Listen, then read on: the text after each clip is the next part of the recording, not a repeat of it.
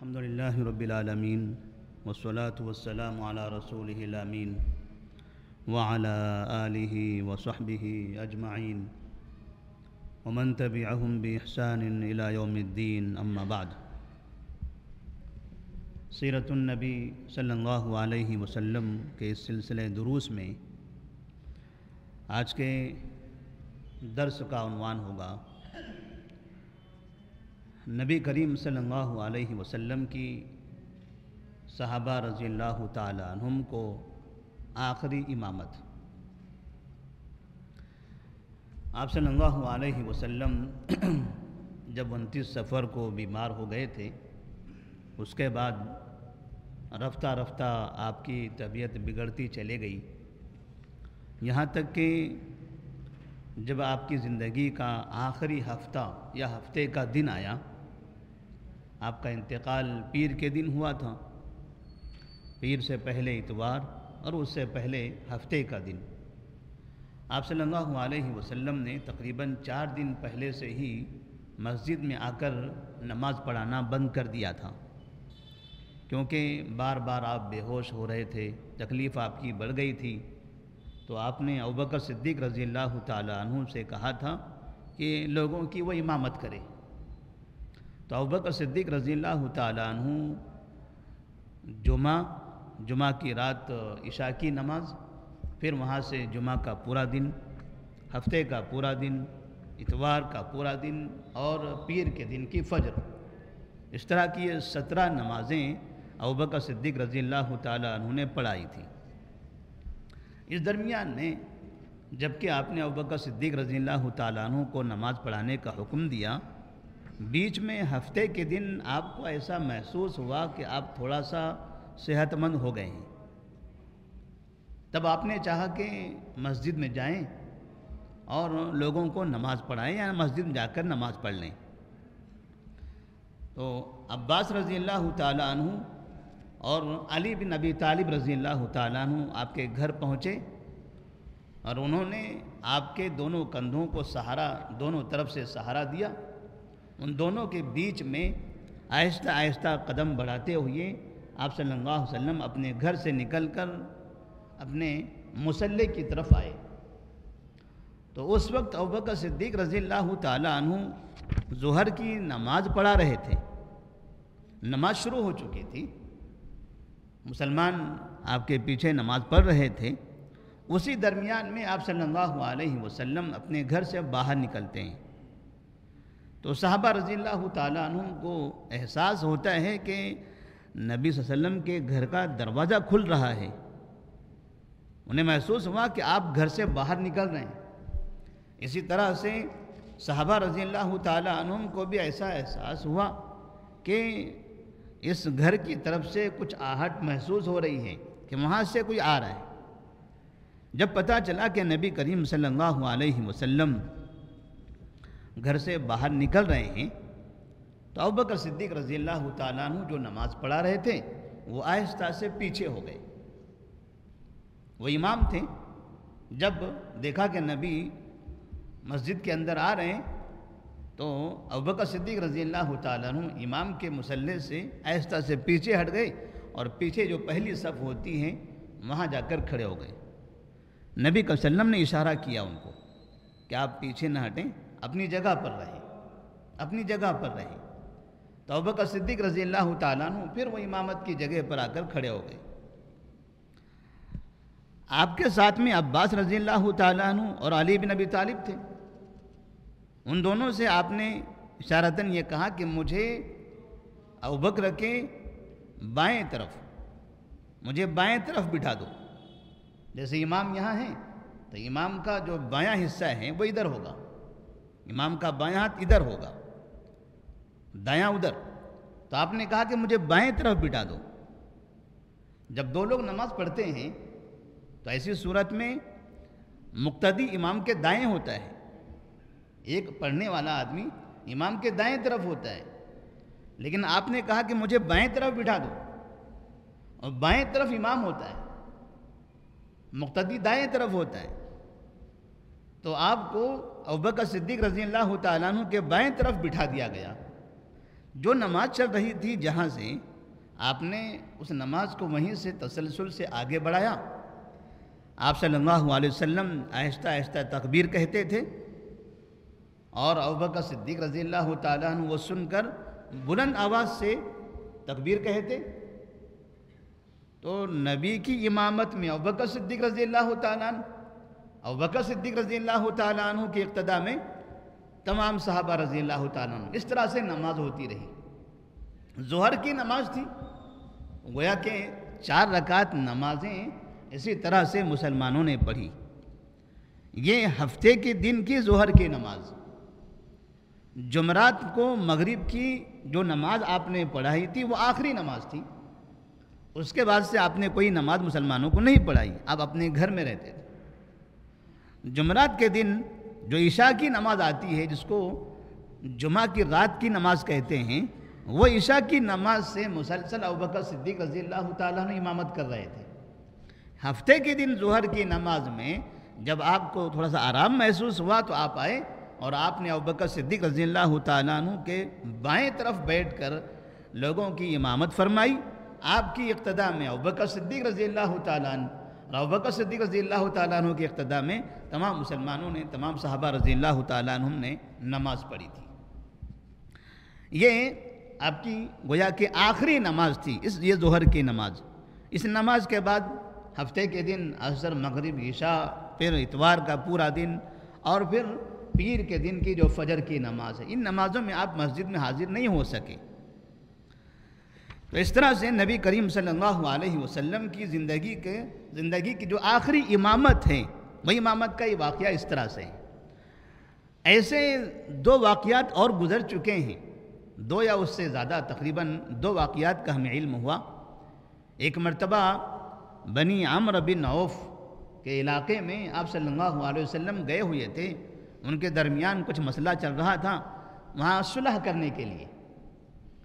تو وہاں نماز کا وقت ہوا تو مؤذن صاحب نے ابوبکر صدیق رضی اللہ تعالیٰ عنہ سے کہا کہ نماز کا وقت ہو گیا ہے اور نبی صلی اللہ علیہ وسلم کسی کام سے گئے ہوئے ہیں، اگر آپ کہیں تو میں اقامت کہہ دیتا ہوں، آپ نماز پڑھا دیے. ابوبکر صدیق رضی اللہ تعالیٰ عنہ نے کہا ٹھیک ہے. آپ نے نماز پڑھانا شروع کر دی. جیسے نماز شروع ہوئی تھوڑی دیر میں نبی صلی اللہ علیہ وسلم پہنچ گئے اور آپ صلی اللہ علیہ وسلم آنے کے بعد جو پیچھے مقتدی صف بنائے کھڑے تھے اسی صف میں جہاں جگہ ملی وہاں جا کر کھڑے ہو گئے، وہاں نماز پڑھنے لگے. لیکن آپ کی موجودگی صحابہ کو جب اس کا علم ہوا، قریب والوں کو جب پتہ چلا، تب انہوں نے اس طرح سے ہاتھ پر ہاتھ مارنا شروع کر دیا، آواز لگانا شروع کر دیا تاکہ ابوبکر صدیق رضی اللہ تعالیٰ عنہ کو پتہ چل جائے کہ نبی پیچھے آئے ہوئے ہیں. ابوبکر صدیق رضی اللہ تعالیٰ عنہ سکون سے نماز پڑھا رہے تھے. انہیں نہیں سمجھ میں آ رہا تھا کہ پیچھے آوازیں کیوں آ رہی ہیں. لیکن جب آوازیں بڑھنے لگی تو ابوبکر صدیق رضی اللہ تعالیٰ عنہ کو پتہ چلا کہ شاید نبی آئے ہیں، اسی کی خبر دی جا رہی ہے. آپ پیچھے ہٹ گئے. نبی نے آپ کو منع کیا پھر بھی آپ پیچھے ہٹے. اس کے بعد آپ صلی اللہ علیہ وسلم آگے بڑھے اور پھر آپ نے مکمل نماز پڑھا دی. تو یہاں پر نماز ختم ہونے کے بعد آپ صلی اللہ علیہ وسلم نے ابوبکر صدیق رضی اللہ تعالیٰ عنہ سے کہا کہ میں نے تو آپ سے کہا تھا آپ اپنی جگہ رہیے، آپ پڑھائیے نماز. میں نے اشارتاً آپ سے کہہ دیا تھا کہ آپ نے نماز آپ پڑھائیے، آپ کیوں پیچھے ہٹ گئے؟ انہوں نے کہا یا رسول اللہ صلی اللہ علیہ وسلم یہ کیسے ہو سکتا ہے کہ آپ میرے پیچھے رہیں میں آپ کی امامت کروں؟ مجھے یہ گوارا نہیں گزرا، اسی لیے آپ کے کہنے کے باوجود، آپ کی اجازت کے باوجود میں نے یہ قبول نہیں کیا، میں پیچھے ہٹ گیا. تو نبی کریم صلی اللہ علیہ وسلم کے اس اجازت سے ابوبکر صدیق رضی اللہ تعالیٰ عنہ کو بڑی خوشی ہوئی تھی کہ آپ صلی اللہ علیہ وسلم نے میری اقتداء میں بھی نماز پڑھنے کو قبول کر لیا تھا اور مجھے امام دیکھنا چاہا. ایسے ایک دوسرا واقعہ غزوہ تبوک میں پیش آیا تھا. غزوہ تبوک میں جہاں پر مسلمان موجود تھے، نماز کا وقت ہوا، صحابہ رضی اللہ تعالیٰ عنہ نماز کے لیے جمع تھے. انہوں نے دیکھا کہ نبی صلی اللہ علیہ وسلم موجود نہیں ہے، کہیں کسی ضرورت کے حساب سے کسی جگہ گئے ہوئے ہیں. تو صحابہ نے آپس میں مشورہ کیا کہ نماز کا وقت تو ہو چکا ہے، اگر ہم میں سے کوئی نماز پڑھائیں تو ہم نماز پڑھ لیتے ہیں۔ تو لوگوں نے عبد الرحمن بن عوف رضی اللہ تعالیٰ عنہ کو امام بنا دیا۔ عبد الرحمن بن عوف رضی اللہ تعالیٰ عنہ آگے بڑھے اور نماز پڑھانا شروع کر دیا۔ ایک رکعت نماز مکمل ہوئی کہ اس کے بعد نبی صلی اللہ علیہ وسلم وہاں آ گئے۔ آنے کے بعد آپ نے جہاں جگہ خالی تھی صفوں میں، وہیں پر عبد الرحمن بن عوف رضی اللہ تعالیٰ عنہ کے اقتداء میں آپ نے نماز مکمل کی، اور عبد الرحمن بن عوف کو پیچھے ہٹنے سے آپ نے منع کر دیا۔ تو اس طرح سے یہاں ایک مرتبہ، اب ان کے ساتھ میں مغیرہ بن شعبہ رضی اللہ تعالیٰ عنہ بھی تھے، تو اس طرح ایک رکعت ان کی چھوٹ گئی تھی۔ عبد الرحمن بن عوف نماز پڑھا رہے تھے، ایک رکعت مکمل ہو گئی تب نبی آئے۔ تو ایک رکعت کے بعد اب جو ایک رکعت چھوٹ گئی تھی، آپ نے ان کی اقتداء میں نماز مکمل کی، اور بعد میں آپ اور مغیرہ بن شعبہ رضی اللہ تعالیٰ عنہ، آپ دونوں نے پھر وہ ایک رکعت کو مکمل کر لیا۔ تو بعض مرتبہ ایسے واقعات پیش آئے، ورنہ ہمیشہ صحابہ رضی اللہ تعالیٰ عنہ کا طریقہ یہ تھا کہ نبی صلی اللہ علیہ وسلم کی اقتداء میں نماز پڑھتے تھے، اور ہمیشہ آپ ہی امام ہوا کرتے تھے۔ مسجد نبوی کے اندر بھی جب تک آپ موجود رہے مدینہ میں، تب تک آپ امام رہے، تب تک کہ آپ امام رہے۔ 10 سال کا پورا عرصہ آپ روزانہ 5 وقت کی نمازیں پڑھاتے رہے۔ اگر کبھی کسی جنگ میں یا کسی سفر میں کسی وجہ سے باہر جانا پڑا تو آپ کسی ایک کو یہاں امام اپنا نائب بنا کر چلے جاتے تھے، ان کا نام متعین کرتے کہ فلاں شخص میرے بعد میری غیر موجودگی میں میرا نائب امام ہوگا، اور جب تک کہ نبی وہاں نہیں پہنچتے تب تک کہ وہ شخص نماز پڑھاتے تھے۔ لیکن پہلی مرتبہ یہ ایسا ہو رہا تھا کہ آپ صلی اللہ علیہ وسلم اپنے گھر میں ہیں، مدینے میں ہیں، مسجد نبوی کے بازو میں اپنے گھر کے اندر موجود ہیں، اور پھر یہاں پر کوئی دوسرا شخص نماز پڑھا رہا ہے، اور وہ شخص ہیں ابوبکر صدیق رضی اللہ تعالیٰ عنہ۔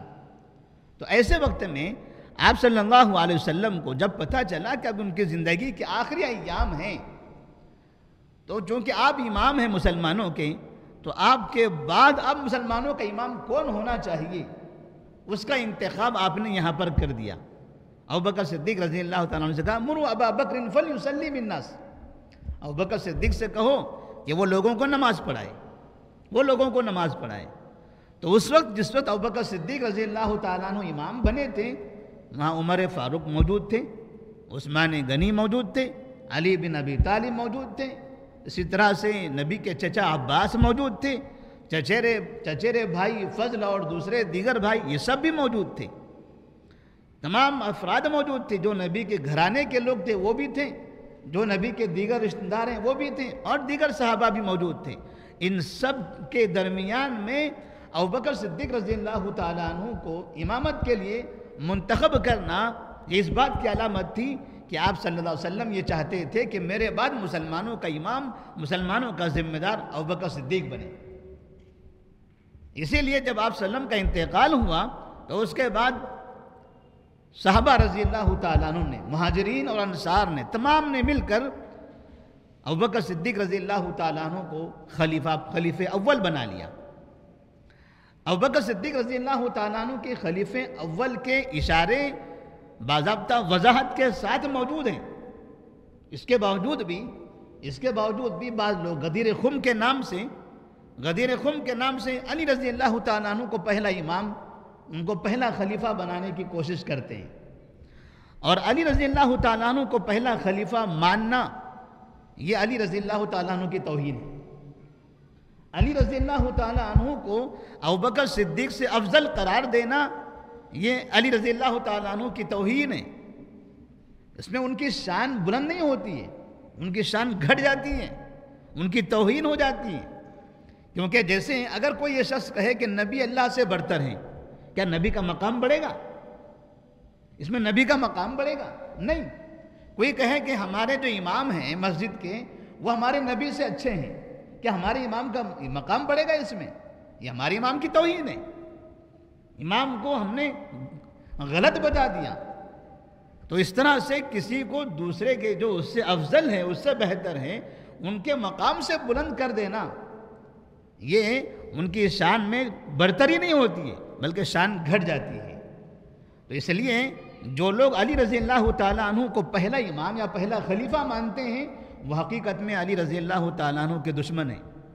وہ علی رضی اللہ تعالیٰ عنہ کے ایسے افراد ہیں جو ساری زندگی ان کی توہین کرتے ہوئے آتے ہیں۔ یعنی ایک طرف یہ لگتا ہے کہ وہ علی سے محبت کر رہے ہیں، دوسری طرف وہ علی کو گالیاں دے رہے ہیں، وہ علی کو پہلا خلیفہ کہہ کر گویا کہ علی کو گالی دے رہے ہیں، علی کی توہین کر رہے ہیں۔ کیونکہ اگر علی رضی اللہ تعالیٰ عنہ پہلے خلیفہ تھے، ان کو پتا تھا کہ نبی نے مجھے پہلا خلیفہ بنایا ہے، تو پھر ان کے لیے جائز نہیں تھا کہ ابوبکر کی خلافت کو مان لے، ان کے لیے جائز نہیں تھا کہ عمر فاروق کی خلافت کو قبول کرے، ان کے لیے جائز نہیں تھا کہ عثمان غنی کی خلافت کو قبول کریں، ان کے بیٹے حسن حسین کے لیے جائز نہیں تھا کہ اپنے بیٹے کو خلیفہ بنائے بغیر ابوبکر عمر عثمان کی خلافت کو قبول کرے۔ اہل بیت کے لیے جائز نہیں تھا، صحابہ کے لیے جائز نہیں تھا، فاطمہ رضی اللہ تعالیٰ عنہ نبی کی بیٹی، ان کے لیے جائز نہیں تھا کہ نبی اپنے شوہر کو خلیفہ ماننے کے بجائے ابوبکر صدیق رضی اللہ تعالیٰ عنہ کو خلیفہ مان لیں۔ تو اس میں تمام اہل بیت کی توہین ہے، اور یہ بتانا ہے کہ اہل بیت یہ اچھے لوگ نہیں تھے، یہ ڈرپوک لوگ تھے۔ گویا کہ شیعہ علی رضی اللہ تعالیٰ عنہ کو انتہائی ڈرپوک مانتے ہیں، انتہائی بزدل سمجھتے ہیں، اہل بیت کو انتہائی کمتر خاندان مانتے ہیں۔ اسی لیے ہمیشہ وہ کہتے ہیں کہ بس یہ ابوبکر نے ظلم کیا، عمر نے ظلم کیا، عثمان نے ظلم کیا، علی بیچارے مظلوم رہے، فاطمہ مظلوم رہی، حسن حسین مظلوم رہے۔ یہ کیسی مظلومیت تھی؟ حق نہیں بول سکے، ساری زندگی حق نہیں بول سکے، مرتے دم تک ان لوگوں نے کبھی نہیں کہا کہ پہلے خلیفہ علی ہونا چاہیے تھا، مرتے دم تک نہ حسن نے کہا، نہ حسین نے کہا، نہ فاطمہ نے کہا، نہ علی نے کہا، نہ عباس نے کہا، نبی کے چچیرے بھائیوں نے کہا، کسی نے بھی نہیں کہا۔ نبی کا اتنا بڑا گھرانہ، ایک پورے گھرانے میں ایک آدمی بھی ایسا نہیں تھا کہ جو مرنے سے پہلے کم سے کم یہ کہہ دے کہ نبی نے علی کو پہلا خلیفہ بنایا تھا۔ اتنی کسی کی ہمت نہیں۔ مطلب یہ ہے کہ اس طرح سے شیعہ اہل بیت کو بدنام کرنا چاہتے ہیں، اہل بیت کی توہین کرنا چاہتے ہیں۔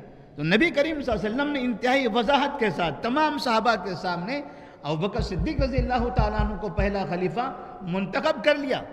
جب ابوبکر صدیق کے گھر کا دروازہ کھلا رکھا، تمام لوگوں کے دروازے بند کر دیے۔ جن کے دروازے بند ہوئے تھے ان میں علی رضی اللہ تعالیٰ عنہ کا بھی دروازہ تھا، علی رضی اللہ تعالیٰ عنہ کا بھی دروازہ تھا، ان کو بند کر دیا گیا۔ دیگر صحابہ کے دروازے بند کر دیے گئے، ابوبکر صدیق کا دروازہ کھلا رکھا گیا۔ یہ بھی اشارہ تھا کہ میرے بعد اگر یہاں امامت کا کوئی حقدار ہے تو وہ ابوبکر صدیق رضی اللہ تعالیٰ عنہ ہے۔ اور یہاں پر جب امامت کا مسئلہ تھا، یہاں عباس اور علی موجود ہیں، نبی بیمار ہیں، مسجد جانا چاہتے ہیں، دونوں اپنے کندھوں کے سہارے سے مسجد میں لے کر آ رہے ہیں، لیکن امامت کون کر رہا ہے؟ امامت میں نہ عباس ہے نہ علی ہے، امامت میں ابوبکر صدیق رضی اللہ تعالیٰ عنہ ہے۔ اور جب وہ پیچھے ہٹنا چاہتے ہیں تو نبی کہتے نہیں، تم آگے رہو، تم آگے رہو، تم ہی نماز پڑھاؤ، تم ہی نماز پڑھاؤ۔ ابوبکر صدیق رضی اللہ تعالیٰ عنہ لیکن گوارہ نہیں کیا کہ میں نبی ہوتے ہوئے میں نماز پڑھاؤں، لہذا وہ پیچھے ہٹنے لگے۔ تو آپ صلی اللہ علیہ وسلم نے کہا کہ ٹھیک ہے، مجھے ان کے بائیں طرف بٹھا دیجئے، وہ بھی اپنی جگہ پر رہیں گے، ان کو میں پیچھے نہیں کروں گا۔ تو نبی صلی اللہ علیہ وسلم نے ابوبکر صدیق کو پیچھے ہٹنے نہیں دیا، ان کو ان کی جگہ پر باقی رکھا اور ان کے بائیں بازو میں بیٹھ گئے۔ بیٹھ کر آپ نے امامت کی۔ آپ آہستہ سے، چونکہ آپ بیمار تھے تو جب رکوع میں جاتے، سجدے میں جاتے، آہستہ آہستہ تکبیر کہتے، اور آپ کی تکبیروں کو سن کر ابوبکر صدیق رضی اللہ تعالیٰ عنہ بلند آواز سے کہتے، اور پیچھے تمام صحابہ ان کی آواز پر رکوع سجدہ کرتے رہتے۔ اس طرح سے نماز مکمل ہو گئی۔ تو آپ صلی اللہ علیہ وسلم نے انتقال سے 2 دن پہلے، ہفتے کا دن ہے، اس کے بعد اتوار اور پھر پیر، 2 دن پہلے بھی وضاحت کے ساتھ ابوبکر صدیق رضی اللہ تعالیٰ عنہ کے لیے امامت کا اور خلافت کا اعلان کر دیا۔ اللہ تعالیٰ سے دعا ہے کہ اللہ تبارک و تعالیٰ نبی صلی اللہ علیہ وسلم کی ان باتوں پر ہمیں ایمان رکھنے کی توفیق عطا فرمائے۔ ابوبکر صدیق رضی اللہ تعالیٰ عنہ جن کے مقام مرتبے کو نبی نے اتنا بلند کیا تھا، اللہ ہماری نظر میں بھی، ہمارے دلوں کے اندر بھی ابوبکر صدیق رضی اللہ تعالیٰ عنہ کا مقام اتنا ہی رہے۔ وآخر دعوانا الحمدللہ رب العالمین، والسلام علیکم ورحمۃ اللہ وبرکاتہ۔